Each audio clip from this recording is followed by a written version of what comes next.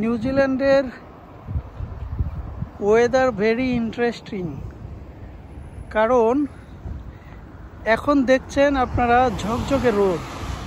এই 5টা মিনিট আগেই হালকা গুড়ি গুড়ি বৃষ্টি পড়তেছিল। আমি একটা কিন্ডার গার্ডেনে গিয়ে আশ্রয় নিয়েছিলাম।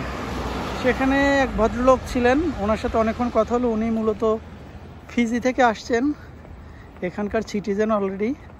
তো ওনার মানে বাইবাত সে হচ্ছে ফিজির। তো এখানে অনেক ফিজিয়ান আছে, নিউজিল্যান্ডে অনেক ফিজির লোক স্থায়ী বসবাস করে এবং ইন্ডিয়ার পাঞ্জাব থেকে আসছে।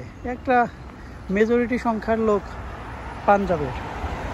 তো যাই হোক, যেটা বলতেছিলাম, এখানকার ওয়েদারটা বুঝে ওঠা অনেক কঠিন। আপনি এই ঝকঝকে রোদ দেখবেন 5 মিনিটের মধ্যে আকাশে মেঘ এবং গুড়ি গুড়ি বৃষ্টি শুরু হয়ে গেছে। আপনি বুঝতেই পারবেন না আর কি কখন রোদ হবে আর কখন বৃষ্টি। ও মাই গড, দেখেন এখানে অরেঞ্জ, কি পরিমাণের অরেঞ্জ ধরছে। মাশাআল্লাহ, অরেঞ্জ অলরেডি পেকে গেছে।